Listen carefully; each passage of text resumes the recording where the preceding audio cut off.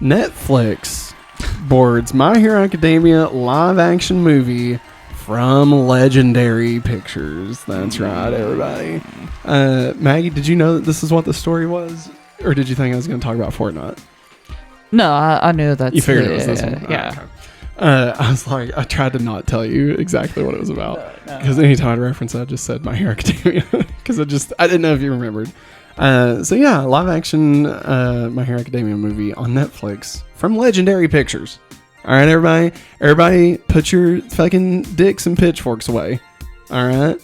Like, just because it's on Netflix doesn't mean it's bad. I personally liked the Death Note movie. So, get the fuck over it, I guess. But this is Legendary. They made Dune. They made Godzilla King of the Monsters. They made some of the Superman and Batman stuff, you know. It's legendary. You know, they're legendary. And here's some more. All right, you ready for this? You're going to be like, oh. Joby Harold, known for King Arthur 2017. Writer.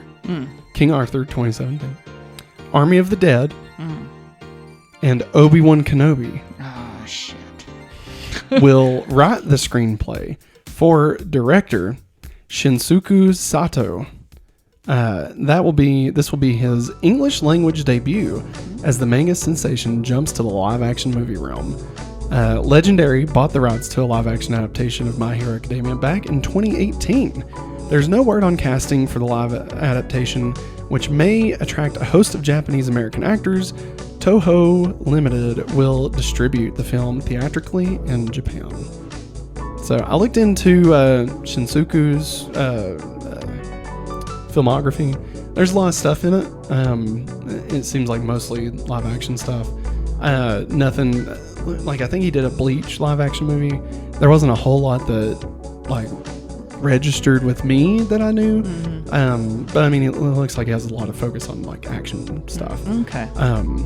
And so I mean, like, obviously if he's someone that knows the material, you know, then I mean, I'm down for it, you know. Yeah. And honestly, I would love, I think, I'm trying to think of a way to say this that doesn't come across as like tone deaf or something. But I think, you know, trying to keep people involved that come from where the source material is from. You know what I mean? Does that make sense? Yes. I just think that's smart because they'll, like, just on a cultural level, they'll have a better understanding of it. Like with Your Name, right? I would love for someone to actually be a part of it that understands, you know, Japanese culture. Because I mean, especially that movie, like, totally hinges on knowing, you know, about fishing villages, about, you know, just how being quiet, you know, is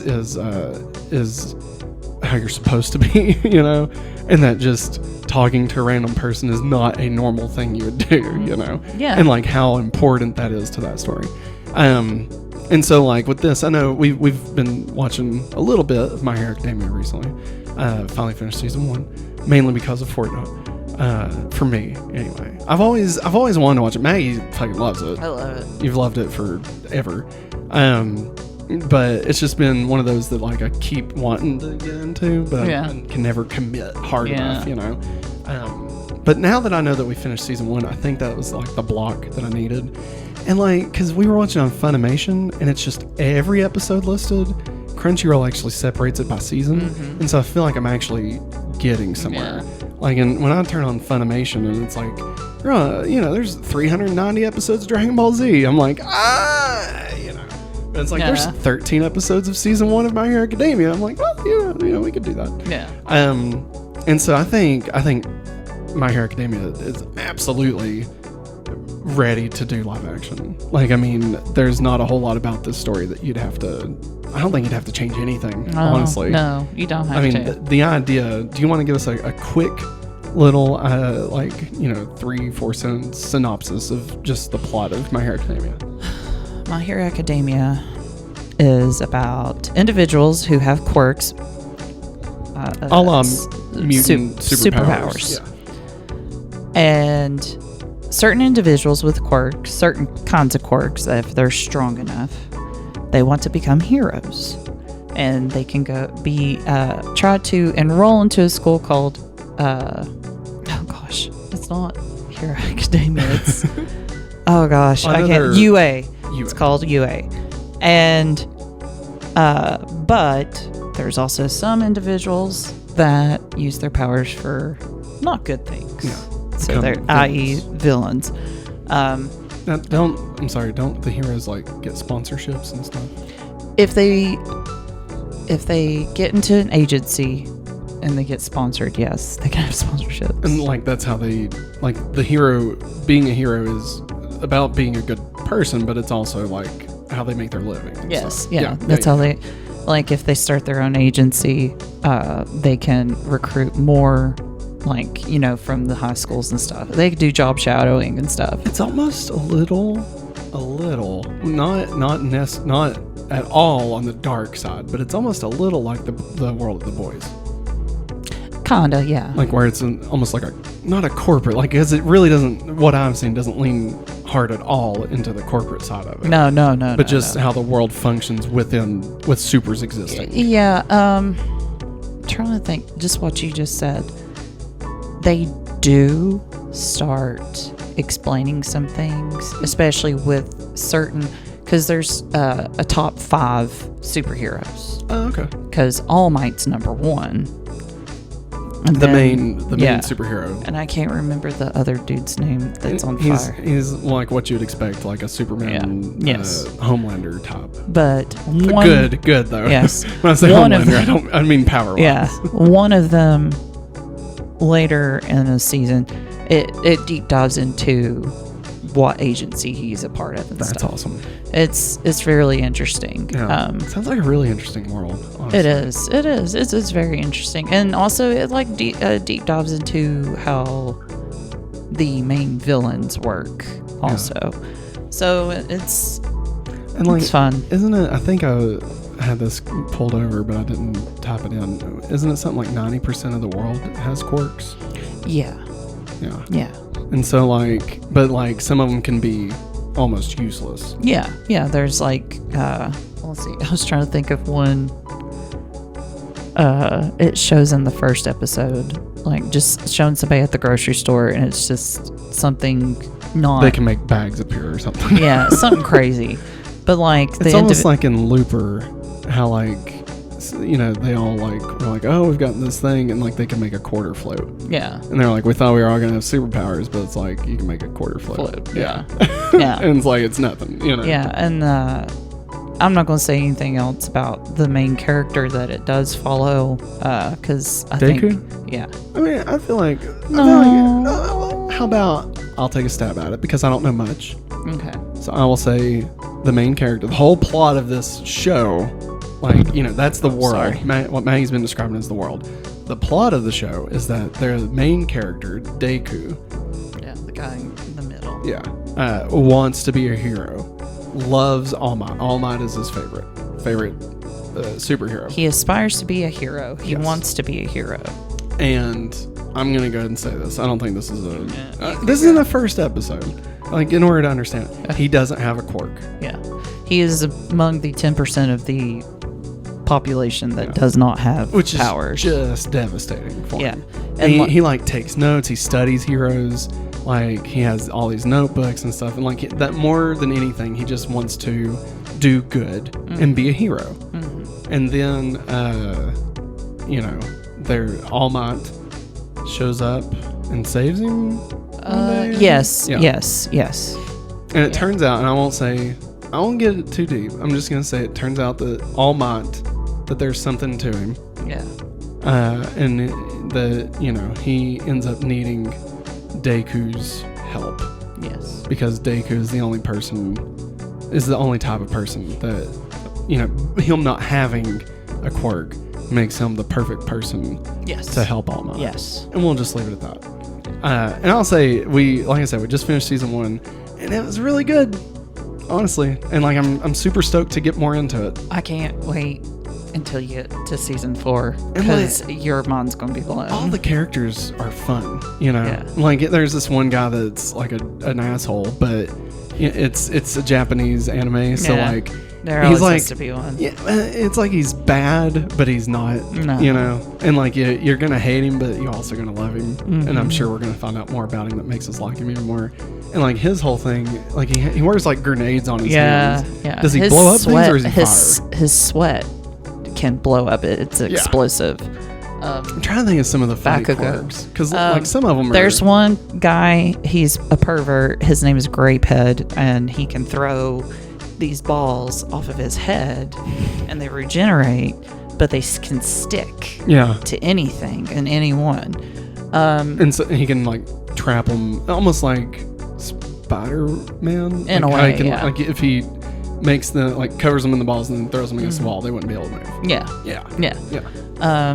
There's a girl named Froppy, and she has frog powers. Whatever that means. Uraraka has gravity, like she can make things float and stuff. Not telekinesis, but like she can control. It's gravity. Yeah. Can she make it heavier? No. She can. All she can do is make it light. Oh, okay. Make it float, and then if she touches her hands again, it'll just go back to normal. Oh, okay. So like she could, let me guess, she could like make a building float. Yes. And then touch her hands and make it drop on the bad guy. And the only thing is, at the beginning, is that every time she uses her quirk, it makes her sick. It makes her throw up. There's a guy with a belly button that shoots out lasers. There's an invisible girl. There's a guy that every time he uses his quirk, it's electricity. If he uses it too much, the voltage, it makes him kind of brain dead. There's a girl that can generate materials out of her chest and back. Yeah. And if she studies not anatomy, but like how it's made up, and she memorizes it, she can generate it. Almost like, it sounds a lot like Firestorm. Yeah. Because if they know the chemical compound, they can make whatever they need to. Yeah. And there's a guy, he's the class rep. He can run really fast. He's got engines in his calves. Yeah, like actual metal engines. Yes. Yes. Like that's the thing, is a lot of these quirks are very visual. Yes. Like they can't just do these things. Like you see the things that make them able to do the things. And this guy right here, he has fire and ice powers. Okay. Yeah. Yeah. That makes sense. I'll be honest, I love him. I love all three of them. Yeah. You wind up, I'm not going to say anymore. And I gotta say, like, each character so far, to me, is its own character. Oh, yeah. Like, it's not like, they just copy and paste, but this one has this ability. Like, you know which one is which because of how they act, not because of what power they have. Yeah, and I love... I'm trying to remember. Oh, all the teachers. Yeah. Like you start remembering all the teachers and stuff. And in a way, that aspect of it reminds me, and not in a funny way, but it reminds me of Tiny Toons. Yeah. Where it's like the teachers are superheroes. And so like you have like these classic, I mean, obviously they're new to us, but they've been in this world for a long time, and now they're teaching. And everybody knows them. Yeah. They're famous. Like All Might being one of the teachers. Yeah. And so obviously the like I said, the main story, not going to tell exactly about the Deku and All Might stuff, but Deku ends up going to the academy. Yeah. And so the actual plot is him being in the school and like learning to be a hero, having these other students. But then there's of course villain attacks and stuff. And so it's just really, it's almost like to say it's like X-Men is the wrong thing. It's not. To me personally, I think it's just a brand new thing. Yeah. And I love the take on the hero stuff and the villain stuff. It's fun. I love it. Like it's lighthearted. Yes. Yeah. But it gets dark too. I mean, they don't care to go there. Oh yeah. There's a few seasons it goes dark and you're like, what is going on? I remember watching really season 4 over the summer. Like I had to turn it off when Viv would wake up because things get bloody at some points, and I'm just like, I can't I mean, I know it's a cartoon, but still, I don't want her to be freaked out. Like some characters can't control their powers well enough, and so like they'll try to like jump or something and like break their legs. Yeah, because they don't know how to control that. Yeah. So yeah, it's all that being said, it's a really great show. But I think a live action movie of that, as long as they don't lose the heart, right? I think it can totally happen. And it depends on if the creator of it, if he has any say in that stuff. Yeah. I think that would help a lot. Well, I think the fact that the writer of Obi-Wan, right, with what he did with Leia, and I mean even just the relationship with Anakin and Obi-Wan, like I feel like given that, I think they're gonna nail the heart of the show. Yeah. And I think that the heart of My Hero Academia is what makes it so good. You know, like visually it's great, the plot is great, the idea is great, but the heart is what makes it special. Yeah, I agree.